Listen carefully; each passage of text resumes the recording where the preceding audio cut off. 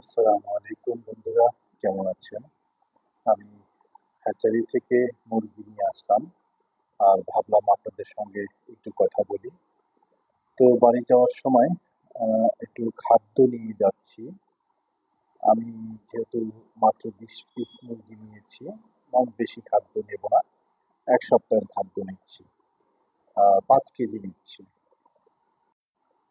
বন্ধুরা, মুরগির খামার ব্যবসা ভালো, খারাপ নয়।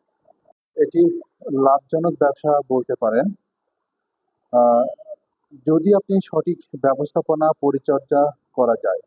এছাড়াও ডিম, মাংসের চাহিদা সব সময় রয়েছে আর কি। কিছু জাতের মুরগি রোগ প্রতিরোধ ক্ষমতা ভালো, যেমন দেশি মুরগির মতোই।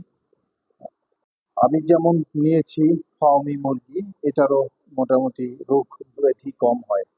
তারপরেও সঠিক পরিচর্যা করতে হবে। কিছু পেতে হলে কিছু দিতে হয়, আপনার পরিশ্রম তো করতেই হবে। খামারে চলে এসেছি। আমি এই গাছটি খামারের সামনে শিফট করেছি, যেন আমার খামারটা রৌদ্রের তীব্রতা থেকে একটু মুক্ত থাকে।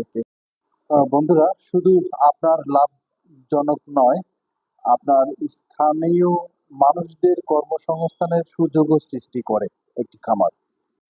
কম বিনিয়োগে এই ভালো ব্যবসা শুরু করা যায়। বেকার যুবকদেরও অনেক উপকৃত হয়। তো বন্ধুরা, বাড়ির আশেপাশে অল্প পরিসরেও এই ব্যবসা করতে পারেন, যা বাড়িতে আয়ের সুযোগও তৈরি করবে। আপনারা সবসময় আনবক্সিং করেন, আজ আমিও করছি। দেখুন বন্ধুরা, ভীষণ ভালো লাগছে ছোট ছোট মুরগির বাচ্চাগুলি দেখে। ওরাও ভীষণ হ্যাপি হয়েছে।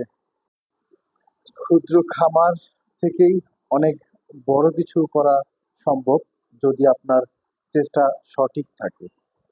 হতাশ হবেন না, চেষ্টা চালিয়ে যান, ইনশাল্লাহ এর ফল পাবেন। আর একটা কথা, অনেস্টলি ব্যবসা করবেন, তাহলে আল্লাহর রহমতগুলি আপনাকে ইনশাল্লাহ দিবেন। নতুন পানির পাত্রে পানি ভরতে হবে। জানি না ডে বাই ডে আরো কত কিছুই না লাগবে। ইনশাল্লাহ যেটা প্রয়োজন হবে সেটার ব্যবস্থা করব। অনেকদিনই হয়ে গেল আপনাদেরকে আমার এই গাছ বাগান নিয়ে কোনো কথা হয় না। বন্ধুরা, ইনশাল্লাহ আরেকটা ভিডিও দিব গাছের। আমার বাড়ির কেউ জানে না আমি আজ মুরগি নিয়ে আসছি। ওদেরকে সারপ্রাইজ দেব, এই জন্য কাউকে বলিনি। বিশেষ করে আমার ছোট ছেলেটা বেশি খুশি হবে।